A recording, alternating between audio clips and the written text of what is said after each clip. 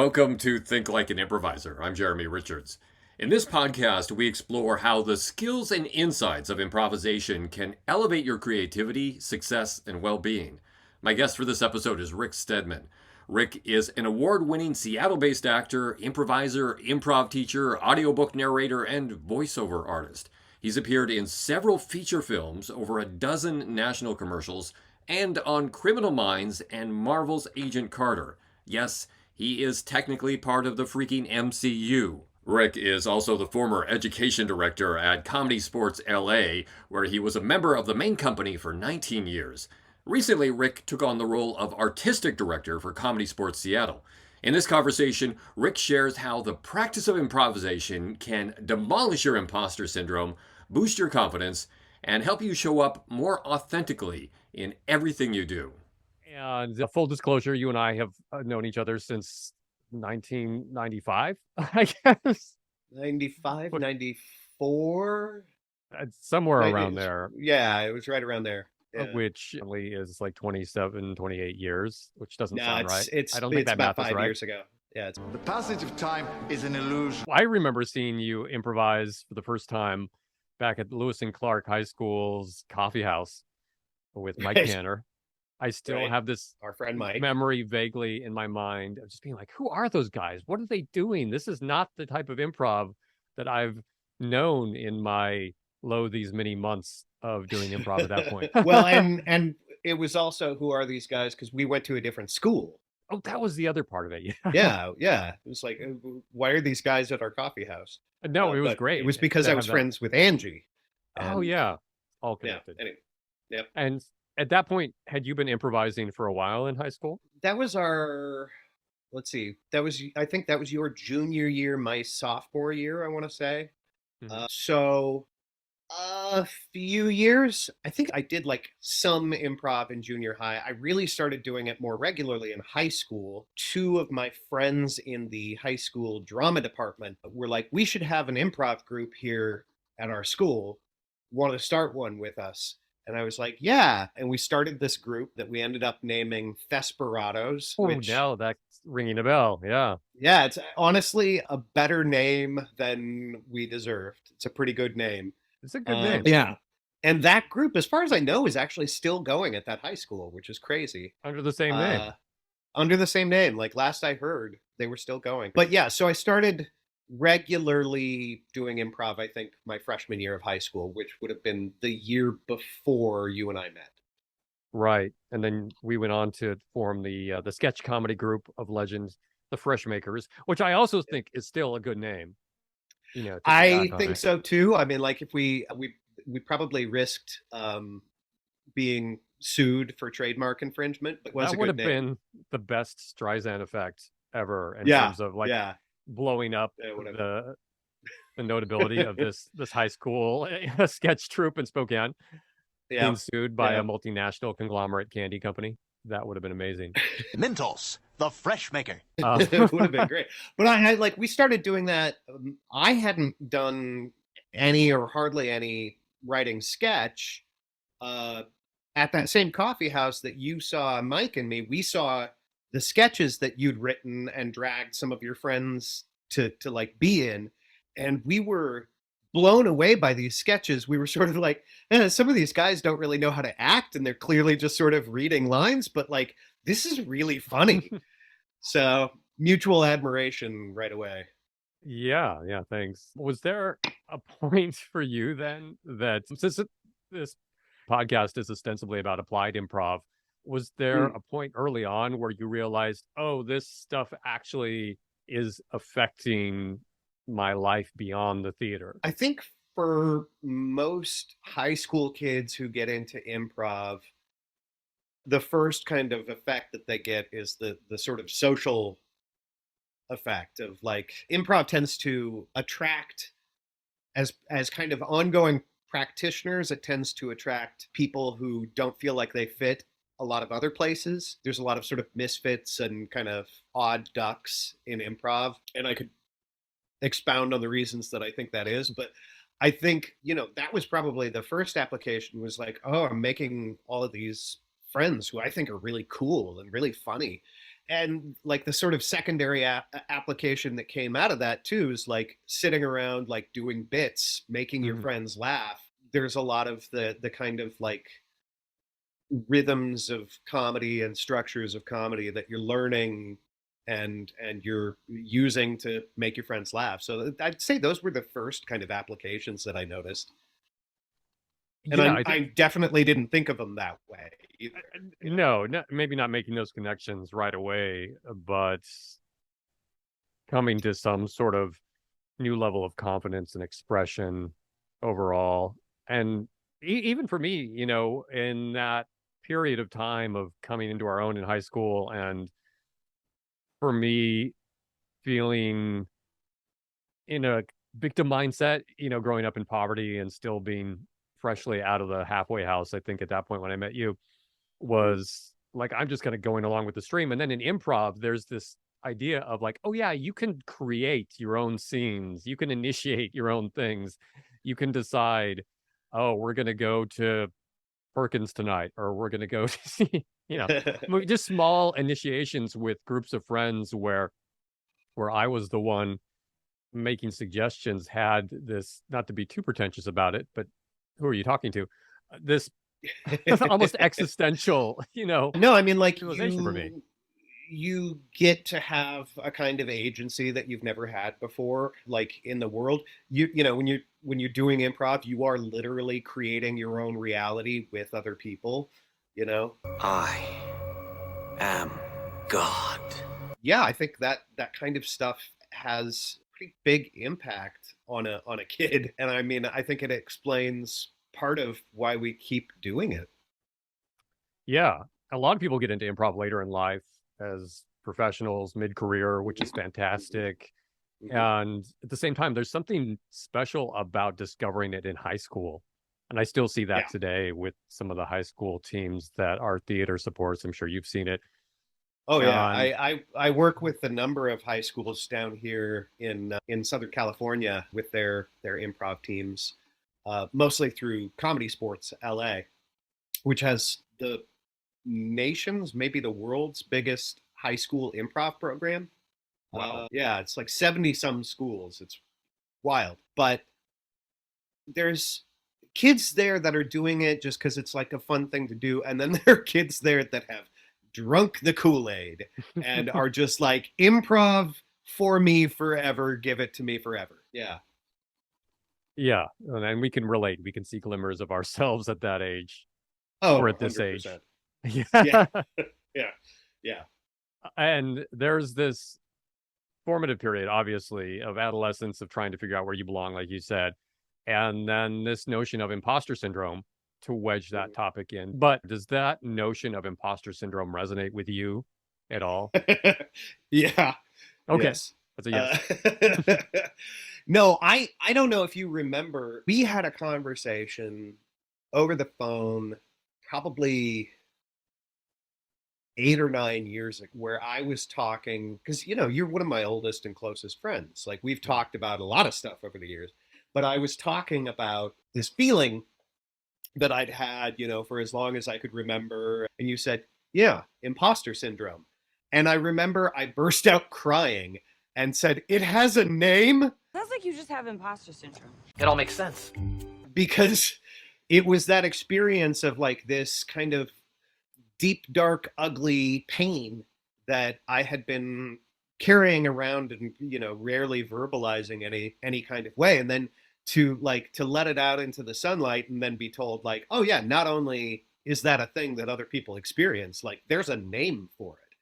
So yeah, it deeply resonates with me. It's something that I'd say I still deal with is the wrong word, but like deal with, manage, work with. It's still something that is a part of my life. Yeah. Yeah, it's apparently, according to the research, 70% of all adults, at least those who are honest, have struggled with some sort of imposter syndrome at some point, if not more. Do you feel that there is an outlet or something about improv that can help us approach this idea of feeling like a fraud or feeling like we don't belong? Yes, there's a number of things, and I'm going to try to kind of remember the different thoughts that I've got about this. But the first is when you're reckoning with imposter syndrome, you are by necessity like deep in your ego, right? Like you're deep in yourself. And I'm not saying that in a judgmental way. I'm not saying that like, ooh, egotistical, just like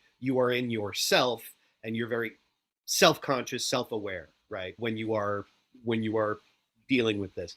And one of the things that I think improv at its best calls us to do is get out of ourselves a bit and connect, right? When I am focused on the other person or people that I am performing with, when I'm really focused on what they are doing and on listening to them and being affected by them and trying to communicate with them. You see people. I see you. When all of that is happening, there's not space for me. Well, there's not space for me, right? There's not space for me to be focused on myself. I've got too many other things that I'm dealing with. I'm dealing with the reality that we're creating. I'm dealing with the emotions, the character, the relationship. I'm dealing with all of that stuff and the story that we're progressing. And there just isn't space. There's a thing, I learned this from my mom, actually. There's a thing when you're performing, when you get this a lot when you're teaching as well, and it's called sublimation. Like there isn't space for you to be conscious of yourself because you're too focused on this other stuff. And when she told me that, I was like, oh, that makes really good sense because the root word is sublime. And you've had it a million times, I'm sure. Like you finish a show or you finish, something where you're really focused and, 2 hours have passed and you didn't even notice, right? It's just like, and you just feel good. What is the Thomas Aquinas, like, relieve me of the bondage of self? Like it allows for that, right? Yeah. So that's a really pretentious answer, but it's, I think, true. No, it's right up my alley. I think it's true. No, go ahead. Yeah, no, I think either Nietzsche uses the term directly or indirectly, and then Walter Kaufman writes about it with the term sublimation, but about channeling energies that could otherwise destroy us or overtake us or overwhelm us into something positive and creative in that way, right? Yeah. One of the things that I have dealt with a lot over my lifetime has been depression. I deal with depression. I know I'm not unusual in that either. There's a lot of people out there. And I've found over the years that if I can say yes to going and like doing an improv show, it can really, really help me. I don't necessarily feel lifted up after that. I may still be in the depression, but I got an hour or two of relief, right? Like I don't have to just be in it because depression is very inward facing as well. Yeah. So there's a lot of that stuff, I think, to improv. And I think in that respect, it's not specific necessarily to improv. I've had that experience acting or like I say, teaching. I'm sure, like, I think there's some of that aspect of like being in the zone that athletes experience. Sure. Yeah. That I don't because I'm not an athlete. But you do experience flow. It's just not the athletic side. Exactly. Yeah. And it is that being fully present. Second circle is another way that like some improv people like to talk about it. Like Patsy Rodenberg type of stuff. Yeah. Yeah. I really love that. Something. Yeah. Can you speak a little bit about second circle for those who aren't familiar with it? I'll probably do a terrible job synopsizing, but it's a way of talking about kind of three sort of states of being. First circle is that very kind of, it's inward and it's of the past, right? They'll say like depression is inward facing and it tends to be of the past. Depression is like of the past, anxiety is of the future, right? Like it's what might happen, and depression is like what has happened. But like first circle is inward, and it can be like any of these states of being can be good or beneficial, but like it is that place of being sort of inward and of the past. Third circle would be much more kind of broad and like external and of the future, and like, you know, a very third circle performer is, you know, going to be coming in like a, you know, like a pirate, like a boulder running through the stage. And second circle is that place of being in the present, of being in the now, hearing and seeing what is happening and expressing, but not being inward, not being outward, just kind of being. Balanced I know I'm energy. doing it. Yeah, balanced energy. There's benefit to any of those states of being. And like, we're humans, so we're going to experience them. But as a performer, certainly that second circle, I think, is the most utile. You can be a little third circle or a little first circle if necessary, but if you keep bringing yourself back to that place of second circle, seeing the whole field. I can see everything. Right. So, in short, the second circle is the golden mean between being totally drawn into yourself and disappearing into the wallpaper, or being totally in someone else's face and way too extra. Yes. But you're able to step back in between those extremes to connect with people where they're at. Yeah, make your scene partner look good. That was about 20 seconds to say what I think just took me like 4 or 5 minutes. But yes, it's all helpful.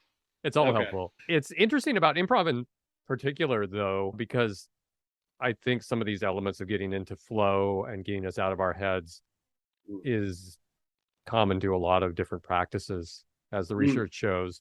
I think it's insightful as well as you bring up the idea of being egocentric, because I talk about that as well, that not in the judgmental Freudian sense of like you're being egocentric, but that you're focused on yourself.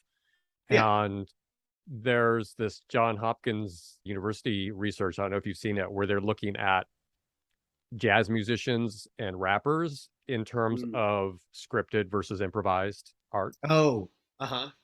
And you would think that there would be a universal experience of the music, and it's hard to say what's going on specific to improvising versus just following along with a script or with written music. But what they found was in these fMRI machines, it's not the most natural environment, and I don't know how they get their, instruments inside there, but somehow they were able to get these musicians in a brain scan and look at the moment between when they were following the written music and when they said, okay, now improvise, and gave them a little time to get into that flow. And what they noticed was that the parts of the brain responsible for the inner critic totally dampened down, even compared to when playing music that's pre-written, that the improv brain is different, right? Yeah, I've heard this, and I've heard it in discussion of like freestyle rap. And I mean, it makes good sense, right? Because if you've ever tried to do anything kind of challenging in terms of improv, if it is like, if you're like trying to freestyle rap, for instance, which is challenging. Yeah, I'm terrible at it. I'm getting better as I stop telling myself that I'm terrible at it. Yeah, maybe that's my imposter syndrome about rap. Yeah, could be. Yeah. But, if you were thinking about like trying to do it right, you're screwed. Or to look good.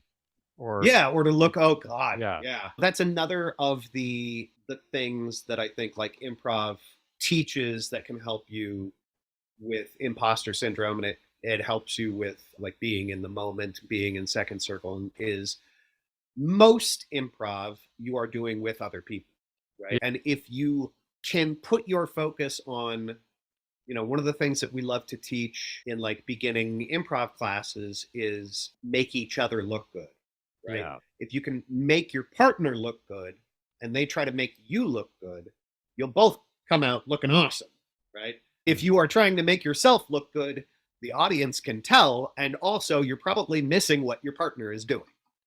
Yeah, that's why I love the term allocentric. I don't hear it enough, and it sounds like a wonky term, but it's the opposite of egocentric, I like that. So, yeah, just it helps me because there's not an easy synonym for that. There's the antonym of egocentric that we hear all the time, but yeah, be more allocentric. Focus on other people for a change. Get out of your head. We're literally being unself-conscious when we improvise.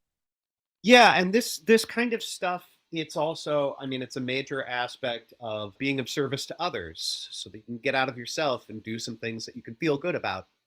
It's a major aspect of world religions, Western, Eastern, like you find it all over. It's a major aspect of like meditation and prayer, like all of these things. And I'm an agnostic saying that, but like it's this through line that seems to be running through a lot of different kind of paths to wisdom and actualization. Yeah. Loving kindness meditation, especially. There's some interesting research, though, that shows that too much mindfulness meditation that's inwardly focused, which is good to an extent, but you can overdo it to a point where you absolve yourself of your own guilt. This one study showed, a very recent study actually, where people felt less guilty after doing too much mindfulness meditation, so they didn't have the impetus to like actually act and make amends with people, right? It's like, no, I'm all good. I just totally neutralized. It's like, I'm enlightened now. the antidote to that was doing loving kindness meditation, which is again outwardly focused, other focused. May you be well, may you be happy, may you find peace, when we think about others. So it's not to say that mindfulness meditation is bad or that loving kindness is the only way to do it, but it really opened my eyes to be like, aha, meditation is not perfect, and it has this dirty underside and a shadow to it, and we can finally feel smug about all those people who are better meditators than us. Yeah, and the cure for this dirty underside of meditation is different meditation. It's always something that we're not doing quite right. Yeah, man. I was trying to think of other, kind of direct applications that has to dealing with things like imposter syndrome. And I think one of them is a kind of a showmanship. Well, the sun just came out from behind a cloud. It's really dramatic lighting on this side. Yeah. Cool. Great. Awesome. So I've taught how to play these games, and one of the big things that I teach is sell your joke to the audience, right? If you've got a joke, it could be the best joke ever, but if you sort of tell it like it's a stinky joke grenade, and you sort of and you say the punchline and run back into the safety of where the other players are, the audience, doesn't matter how good the joke is, the audience isn't going to laugh because they are worried about you.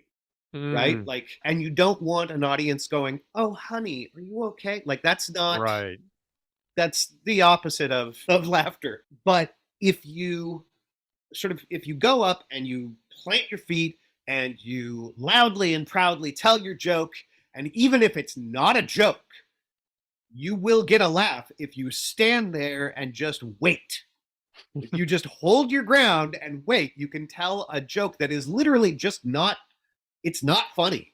It's not a joke. There's no joke to it. Not funny. That's not funny. But if you hold your ground and you wait, that audience will laugh. It may take 4 or 5 seconds, but they will.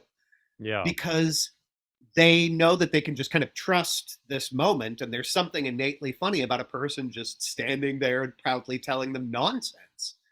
So there's this kind of aspect of showmanship, and there's a lot of there's a lot of other kind of kernels to it, but there is something to training yourself to be in a place, right? And if you're acting confident, for the course of a show, I'm not saying that you will then move confidently through your life, but you've got more experience of being in a place of just trusting yourself.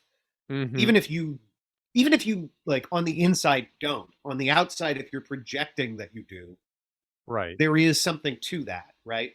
Or stepping into the role of a version of you that's not fake, but it is making that leap of faith in your own capability. Even if in your mind you're like, this is terrible, this is pointless, and everyone is going to rush the stage and stab me. If you just, which only happened a few times, only a couple. I mean, we've all got a few stab wounds from our improv days. So I used to have a class that I would teach, and I would, in the middle of this kind of larger exercise, I just go, okay, you're walking around the room, keep walking around the room. Don't worry about anybody else around you. You're doing your own thing right now. And I've taken them through a number of other kind of acting exercises as they're doing this. And then I say, okay, now you are the sexiest person in the world. Yeah. You are and they're just playing a character, right? So they get to just kind of And I go, okay, great. Now we're going to do sexy entrances. We've got this door. So like, we're all going to wait here and you're going to do a sexy entrance and we're all going to swoon and applaud and be really like, wow. And here's the thing. It's like people will do it and they're kind of playing the game and they're sort of, you know, they're sort of doing it jokingly. Yeah. But there's a power to just allowing yourself to be this thing that you don't think of yourself as. Yeah. It goes back to that thing in improv from high school where you can write your own reality, and that's the new revelation, right? Right. And I watched students like allow themselves to think of themselves as sexy. Some of them, I think, probably for the first time in their lives.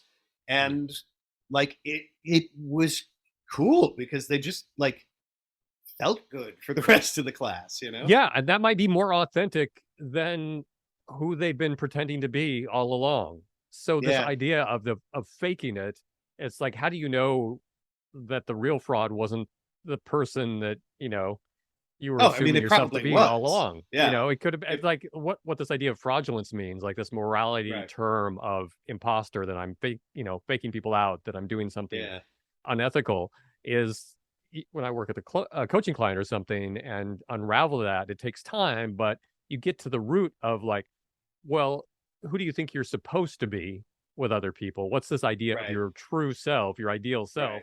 Where did that come from? And what assumptions are you making? And eventually there's this like aha moment of like, oh yeah, I'm always in a persona of some sort. Authenticity is not a fixed point. Right. And I remember like when we were kids, I don't know if this is still happening, but when we were kids, just a million different things that the message was, be yourself, be yourself. Right. And I remember even as a kid going like, I don't know what that means. I don't like, what does that mean? It's that moment in I Heart Huckabees, that great existentialist comedy where the guy just keeps repeating to himself over and over, how am I not myself? How am I not myself? How am I not myself? How am I not myself?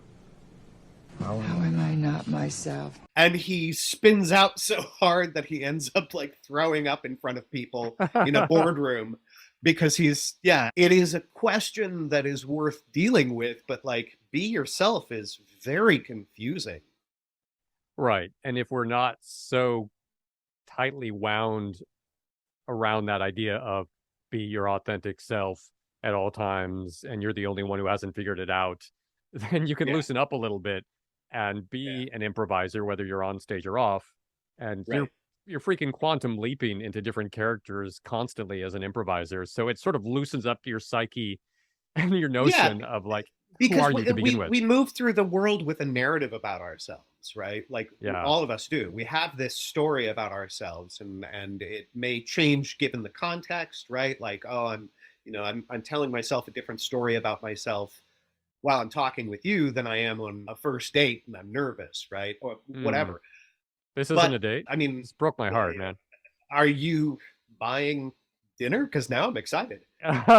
You should get a knock on your door from Uber Eats at any moment. Great. I want the steak if you're buying.